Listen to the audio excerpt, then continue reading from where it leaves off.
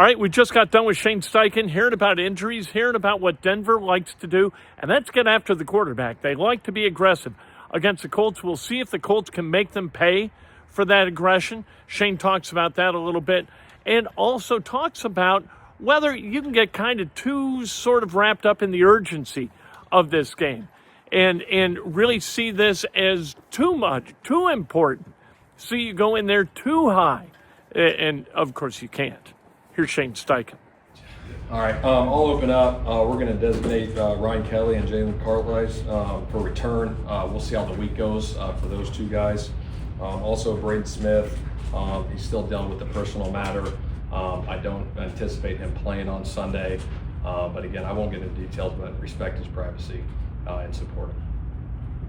Josh Downs practice today? He will practice today, yeah. Tanner Bortolini. Yeah, he's back. Who's your starting center? We'll see how the week goes with Ryan. Yeah. Is that potentially ready for Ryan to be the guy? Or? I think Ryan's ready to go. What was kind of the message you given to the guys the last couple of days after this last Monday when we met, we just talked about obviously playing meaningful football in December, which is huge. And then today, knowing what's at stake, we know it's a huge game going in there. We got to handle our business. We know it's going to be a 4-quarter fight. They're playing good football right now. It's going to be loud. It's going to be a hell of an environment, and we got to go handle our business. What are kind of the hallmarks of their defense, like the things that pop out? I think the aggressive nature that Vance Joseph's bring to that defense. They're a high blitz percentage team. They play tight man coverage. 0 and 15 on the edges, are rushing really good, and obviously number 2's as good as it gets at the corner position. So they're multiple in their looks, multiple in their scheme. They're playing good ball. Did you throw up the standings for all your players to see on Sometimes. I mean, I guess where's the line? They get it. They know. Watch ESPN. Or Yeah, they social know. media, et cetera, et cetera. I think the guys understand. I mean, they know. They know what's at stake. We know what's on the line. Shane, how's Juju doing? He's doing good. He's progressing well. We'll see how it goes, but he's making good progress. You just mentioned high blitz percentage. How has Anthony dealt with blitzes and, by extension, that offensive line in general this year? I think he's done a hell of a job. Even when he has had pressure, he's done a great job escaping it and creating plays with his legs and get out of the pocket. What he's been able to do these last couple of weeks, he continues to just keep going and rising. His level of play has been picking up. He's doing a hell of a job. Is the next step for him to, maybe anticipate where the pressure's coming from, or maybe start to recognize where it's coming from? Yeah, that's part of that's part of the process too. The weekly preparation. We go through the blitz meetings, we do the walkthroughs, we do the practice, give him multiple looks, so he knows where his issues are at. If Ryan or Jalen or Josh are able to play this, so just you've got Taekwondo back this year, you've got Buck back this year. Just what does it mean to get healthier as the season goes on?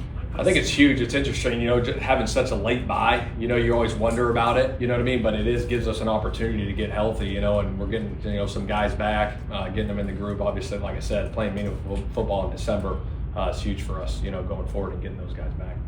You have such a late bye. Obviously, you want to self-scout, but is it leaning more towards you gearing towards your opponent or self-scout or changing things like how? It's both. You look at a lot of things. Obviously, that off week, we worked, Monday, Tuesday, on a lot of self-scout, looking at that, and then came in a couple days, started looking at Denver. We're just kind of seeing where we're at, areas we needed to improve on, and how we can do that, and going forward, obviously, these next, 4 weeks. How do you think this bye week can help Anthony out? Just the state that he's in his early career. Yeah, I think it was big. Obviously, he was still locked in, during the bye week, that start of the week. Obviously, a lot of guys, got some times with their family, but he was still ready to roll. He came back in Monday, ready, preparing the right way. Tuesday, yesterday, grinding away, and today. So he's in a good headspace for sure. Your history in the league, you've noticed teams return from their bye week significantly different from a tweak standpoint. I think it depends on, maybe where it's at in the season, but yeah, I think teams add wrinkles and stuff. You got some extra time to look at a few different things and look at stuff and how you can do different things different ways. So yeah, they're coming off their bye, we're coming off our bye.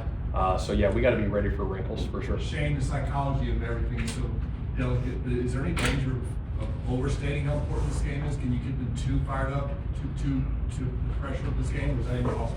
No, I think it's a part of it. Like the mindset is like every game's big, right? They're big, but now they're getting bigger in December, and I think the guys know the magnitude of this football game. I mean, like you said, it's like, do we look at standings? They see it. Everyone knows, what's at stake. So we got to go handle our business.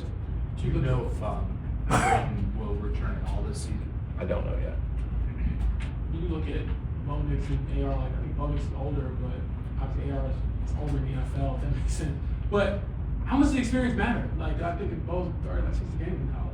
Yeah, I mean, I think there's something to be said about that. Obviously he's playing good football right now. I think what he's doing, obviously as the season has progressed, he continues to improve the pass game. He's throwing it well. He's accurate. He's getting out of the pocket, making plays like we talked about on Monday.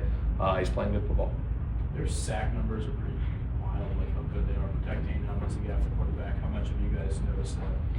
A lot. I think if you look at the edge rushers, 0, 15, they're getting off the ball. They're getting off the snap count. So we got to be on it at the tackle position, obviously, and then obviously some of their blitz packages stuff. We got to be ready for it. Obviously, he's got a whole bunch of different stuff that he does. That you look through, and you got to prepare the right way for it. That's Steichen. The news about Braden Smith, we hope that whatever that personal business is that he's dealing with, that he can get through it, and we wish him all the strength that he needs to do it. We did get some good news that Ryan Kelly, maybe he's going to be able to play this coming weekend. Jalen Carlisle's activated off IR. You know what? Josh Downs, he's going to practice today. So they're getting closer to being healthier. You need all hands on deck for this game. This game means everything. You win this game, you got a clear path to the playoffs. You lose this game, you have no path to the playoffs. They got to show up in Denver, be on top of all their details, like Steichen said, and go out there and compete for 60 minutes, see what happens. Ball bounce is funny. Maybe the Colts get a couple of good hops.